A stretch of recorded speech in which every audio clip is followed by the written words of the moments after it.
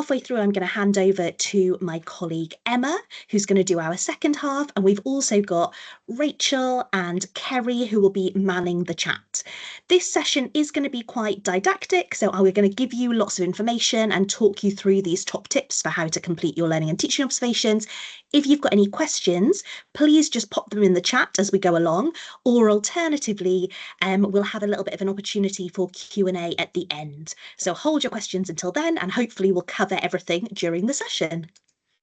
So our aims for the session today: we're going to start off talking through some key dates for PGCE and BA. We're going to look at the STEEL descriptors, so this language that we use to describe a student teacher's progress through the professional standards. Then we're going to have a little live how to do a learning and teaching observation on the PLP. So we'll open up the PLP and show you which boxes you need to fill, where you need to click, etc. And we'll look at a qualitative example of what a learning and teaching observation might look like. And we're going to end with some top tips and that question and answer session.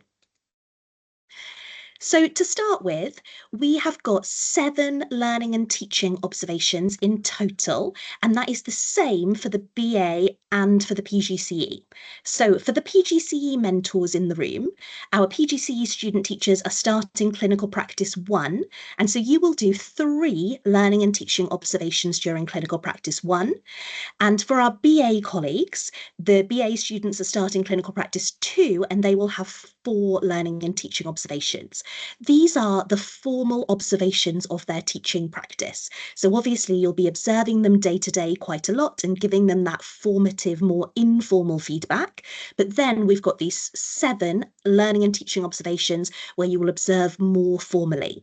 And it's worth noting at this point, especially for our PGCE colleagues, that this is the first time that the student teachers will have been observed. So they're probably going to be feeling a little bit nervous, a bit anxious, and they might not quite know what to expect from this observation. So it's worth talking to them about that, talking to them about where you would expect to see them, and explaining the process that you're going to go through when you're observing. For our BA colleagues, they will have had 3 learning and teaching observations already in clinical practice 1, and you have got access to go and have a look at those on the student teachers PLPs. So again, you might want to go in and have a look at learning and teaching observation 3 and look at your student teacher's profile from that observation, and that might support you in knowing what they have done previously in clinical practice 1. So when is this happening? When are these important dates? So hopefully we're all familiar with this now. So these important dates have been taken from the clinical practice guide. So we've got half term next week, and then for the PGCE, the learning and teaching observation 1 is happening the week beginning the 4th of November. So that is the first week after half term. For BA colleagues, the learning and teaching observation is happening this week. So you're probably going to be doing it over the next couple of days. Hopefully, you will have had your mentor meeting with your student teacher, and you will have talked through which lesson you're going to be doing the learning and teaching observation in. If you haven't done that, now is a good time to do it sometime this week so that they can prepare for that observation after half term or towards the end of the week. And then another key date worth noting is Progress Review 1 for the PGCE, which is happening the week beginning the 11th of November. So that's the second week after half term. So these things happen in quite quick succession on the PGCE at this point. And then we've got another useful appendix in the clinical practice guide. So all of the information that we are sharing with you today, this will be available as a video. So you'll be able to come back and watch this back if you would like to. But also everything that we're sharing comes from the clinical practice guide. So the appendix is called Assessment of Student Teachers on Clinical Practice.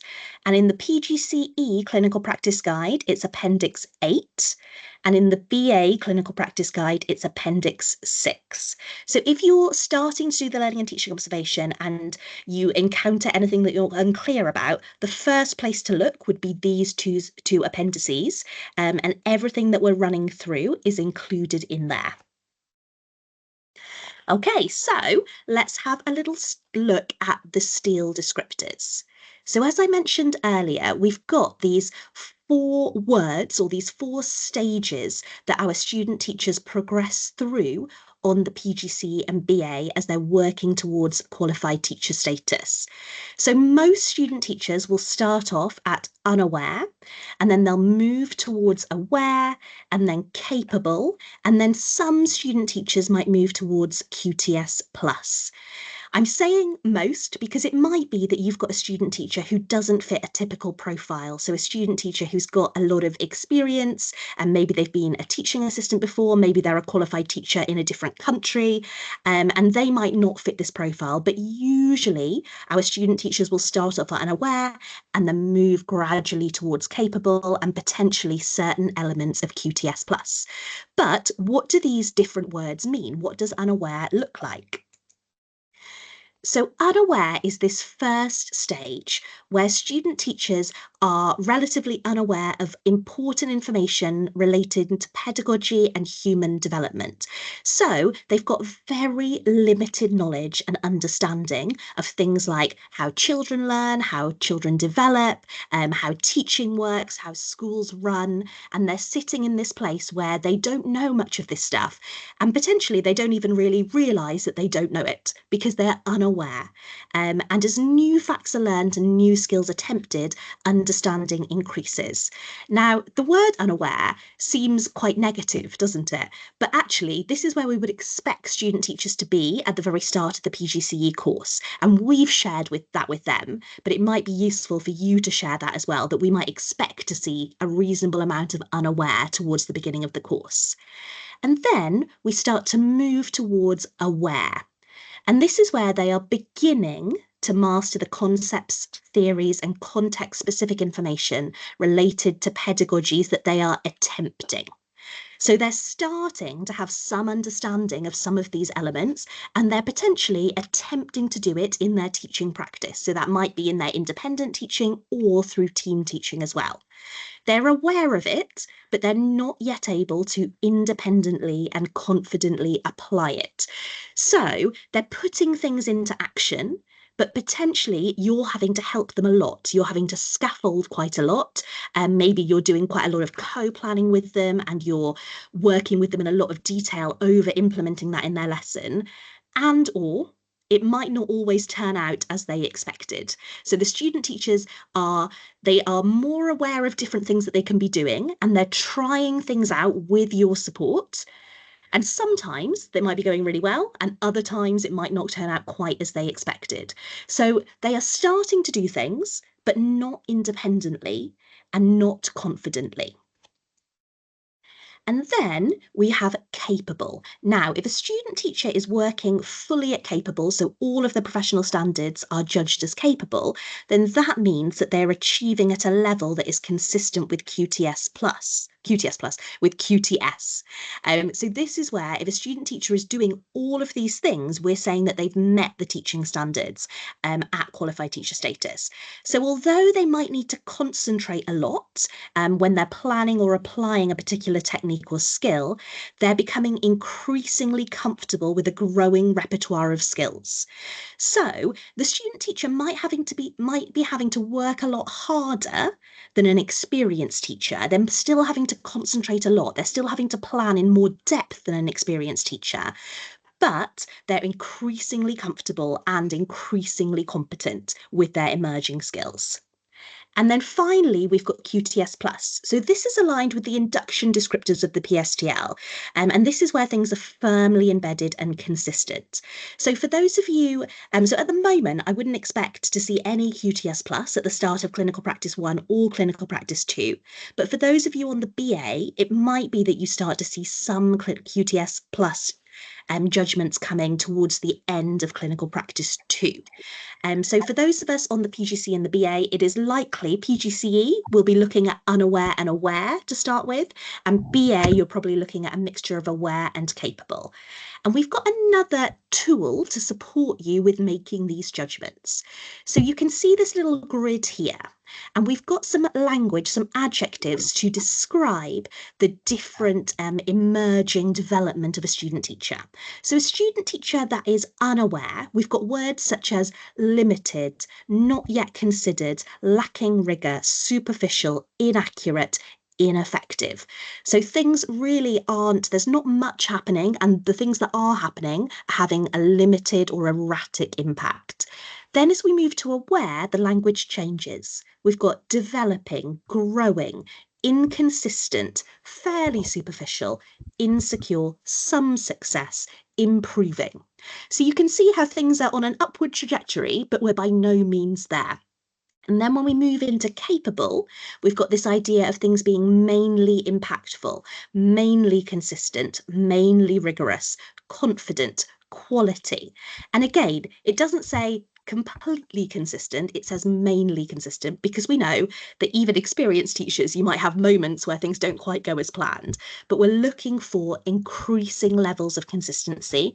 And then when we get into QTS Plus, we've got this language of fully embedded, consistent, rigorous, robust, high quality. So when you are doing your learning and teaching observation, whether you're doing it this week or whether you're doing it the first week after half term, this is the language that you're going to be looking at. And it's worth noting at this point, the key assessment point threshold, particularly for CAP 1. So for CAP 1 on the PGCE, which is the second week after half term, we're looking for the 10 critical descriptors to be at aware.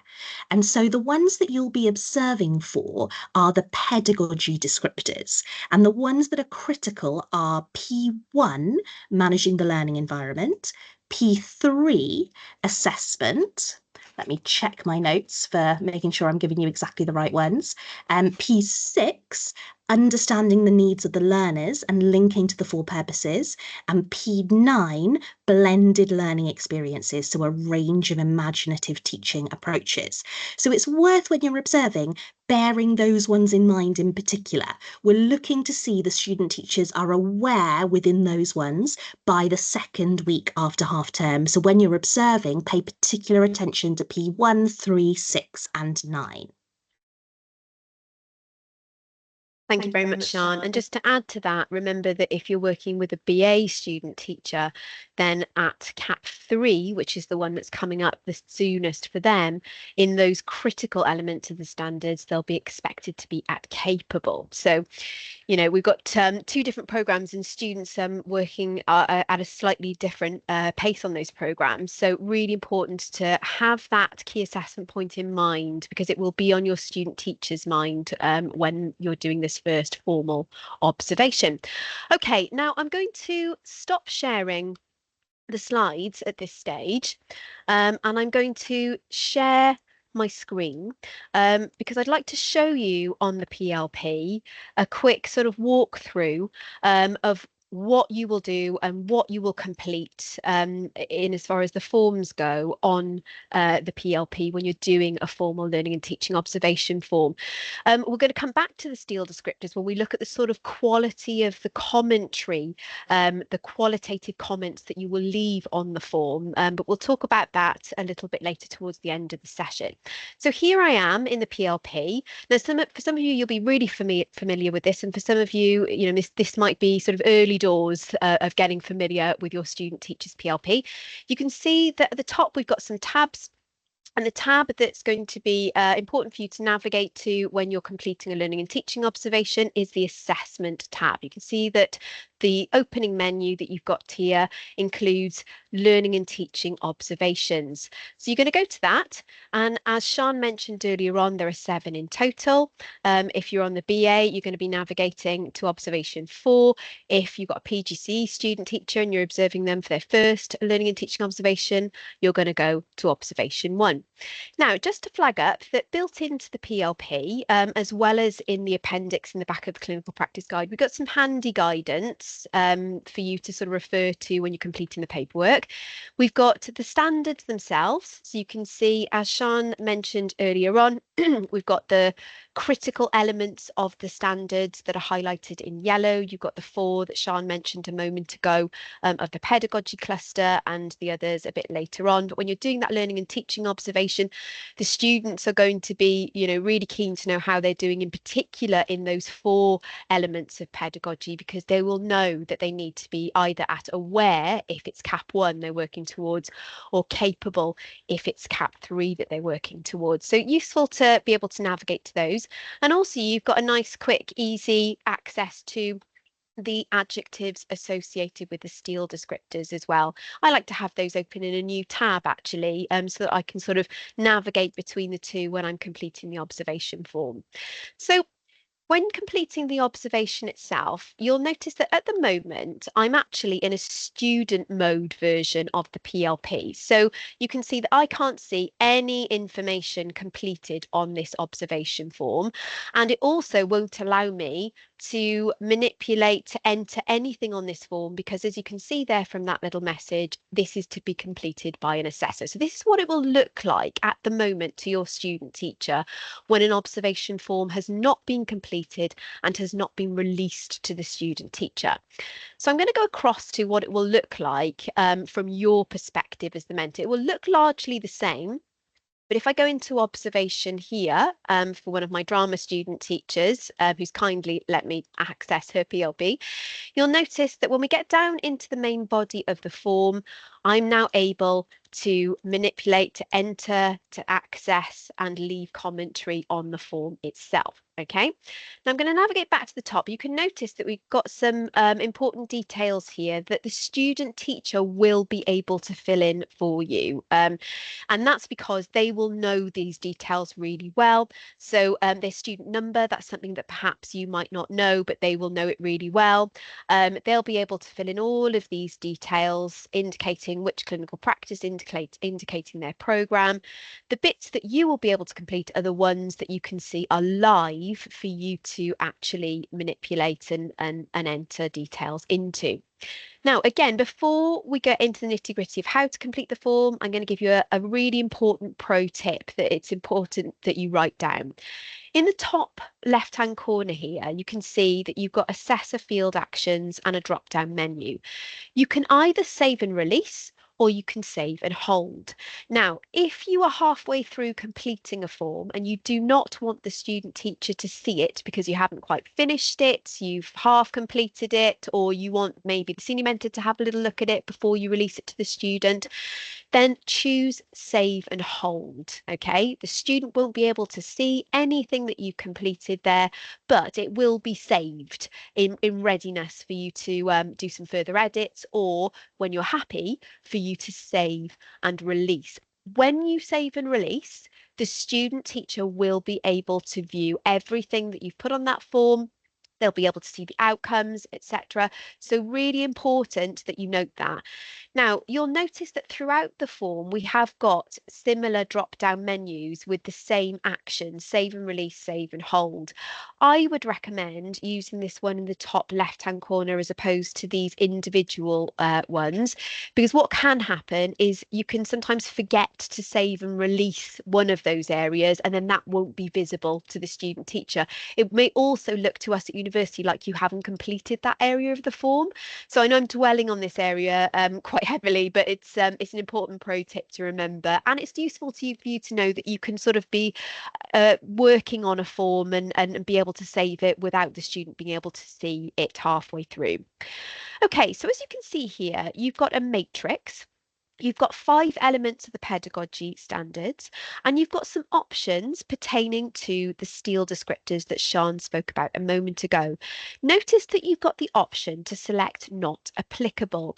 Now, if we just go back over to my guidance that I showed you earlier on, and if we look back at the standards, you'll notice that P5 is involving partners in learning. The importance of positive involvement of parents, carers and other partners is understood by the student teacher. Now, we wouldn't necessarily be able to see anything or comment on anything directly from a learning and teaching observation that pertains to that particular element of standards. Neither may we see something that's to do with recording and reporting. So appropriate and timely and accurate records and reports are completed by the student teacher. They might not be applicable to a lesson observation. So you've got the option for all of the elements of the pedagogy standards to select not applicable. Now, of course, there'll probably only be a few of those that are not applicable, but just note that you do have that option. So you're observing the lesson. You might have your device open and you're making these judgments, noting that you can save and hold sort of live in the lesson. And you've also, for each bank of the pedagogy elements of the standard, you've got a place to leave commentary. We'll talk about the qualities of effective commentary a little bit later. But as you can see, you've then got the bank of elements that comes next for pedagogy, and then the final bank of 6 elements. We've got 17 elements of pedagogy in total that you will need to provide outcomes for or select not applicable. So you must select something for all 17 elements of pedagogy, even if it's not applicable, and then you will leave your commentary. We've got a section of the form then that asks you to leave commentary on the extent to which your student teacher developed relevant cross-curriculum responsibilities or skills within that particular lesson. Now, we're not suggesting, and we certainly don't tell student teachers that they must have elements of literacy, numeracy, digital competence and Welsh in every single lesson. It's important that they think about the skills that are going to be really important to that particular lesson and that the learners and the sort of particular point in their progression that they're at that point in time. But there is the opportunity there for you to, where applicable, talk about, comment on aspects of those cross-curriculum responsibilities that the student teacher developed really well, or perhaps if there were some missed opportunities, or if there's room for improvement there with regard to that aspect of their practice, then that's where you can leave some commentary. And you've got some prompt questions there that might help you in writing that commentary. You're also going to comment on the professional attitudes and behaviour of your student teacher at this moment in time. You might zoom out a little bit here and think about how they've been doing more broadly when leaving comments in this box. So, for example, if they've been really great at getting engaged in the department or in the school as a whole, maybe attending some extracurricular stuff, and you really want to recognise that, then there's a place for you to acknowledge that in this box. And then we've also got 2 elements of the leadership standard for you to comment on here as well. So if we just go back to the standards themselves, you can see that you're going to be giving an outcome for taking responsibility for self and exercising corporate responsibility. And that's because we really want you to have the opportunity, if you've got any qualms or concerns about their professional demeanour, for you to log those or to celebrate them in that lesson observation. And then again, you've got a place to leave commentary that supports the outcomes that you've provided there in the matrix. And then importantly, you've got a place to identify targets for the student teacher's development based on what you've commented on and the outcomes of that particular lesson observation. It's important that you draw those from what you've said earlier on in the form. It shouldn't sort of come out of left field. If you've been leaving commentary about their assessment strategies, about differentiation, adaptive practice, well, then one of their targets really ought to pertain to that. So a maximum of 3 targets there. And then really importantly, some suggested strategies about how they might go about achieving those targets. And they might be really practical. You might give them some suggested practical strategies that they can try out, or you might be encouraging them to use their research and inquiry time to follow up on those targets and to do whatever it is that they need to do to make the best use of that time that they've got to work on those targets.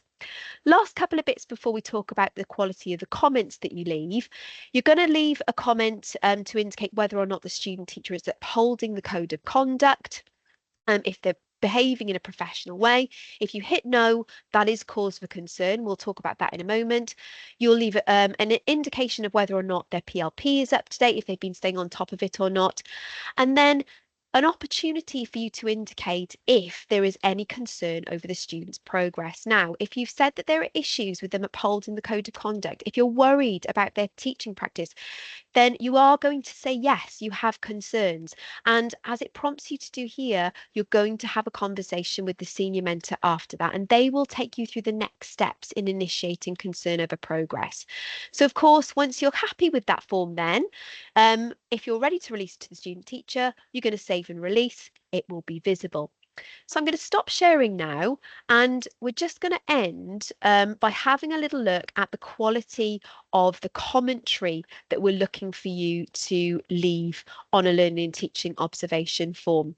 And I've got some exemplar material here that I'd like to just take a little bit of a dive into. So this is from a PGCE secondary maths student teacher's learning and teaching observation that was completed at the start of Clinical Practice 1. Notice that there are a few things to pick up on that the mentor has done really well when leaving commentary that can help this student teacher to understand how the mentor arrived at those judgments, but also understand how to work on, act upon that feedback. So first of all, you'll note that the commentary is constructive. This mentor provides advice about how the student teacher can work on an aspect of the lesson that was unsuccessful. And that point was about differentiation. So they've said, try chunking the lesson more. And they've given some constructive feedback there. Note that the mentor has also made reference to elements of the standards that they're commenting on in the feedback. This can be really helpful for the student teacher. You don't have to comment on every single element of the pedagogy standards. Really try to home in on the areas that were particularly strong and areas that you want your student teacher to develop. And also notice that the mentor is using the language, the adjectives associated with unaware, aware, capable, and QTS plus. And here, because this is a student teacher on Clinical Practice 1 at the start, we've got language mostly pertaining to unaware and aware. Okay, you don't have to highlight them in that particular colour, but we've just done that for emphasis here. But certainly we're encouraging you to use that sort of language. So it all marries up. If you have graded them, if you've marked them as aware for something, and then the sort of commentary you're using suggests that they're unaware, there's going to be a mismatch there. There's going to be confusion for the student teacher. Okay, so some final top tips before we leave a minute or two for any questions that you might have. Try to personalize your feedback to things that are really important for the student teacher in front of you. So things that are, need to be celebrated, things that are quite strong in their practice, areas that they need to develop, but really try to think about making those purposeful and precise and sort of smart targets. But also think about the next steps that are leading towards their first progress review or their third progress review at that key assessment point, and things that are going to really help them to develop in preparation for that. Remember that you don't need to comment on every single element of the standards, being really sort of purposeful in your commentary, and that will allow you to sort of manage that workload as well. And as I've said in the previous example, in your feedback, really try to use that language of the STEEL descriptors, the unaware, aware, capable, QTS plus, for clarity for your student teachers. Okay, now, very quickly before we move on, just to remind you that if you forget any of this stuff, we've got a YouTube channel specifically for mentors. I'll put that in the chat before we end, but it's also accessible in the clinical practice guide and in our weekly briefings to you, where if you need a little refresher, if you can't remember what capable was, what aware was, we've got 2 minutes about that. We've got lots of really supportive videos to help you. And that's it. So I'm just going to stop there and stop sharing. And I'm also going to stop recording because I'm mindful that you might not want to ask a question that ends up on a recording shared on a YouTube channel. So if I just stop the recording there,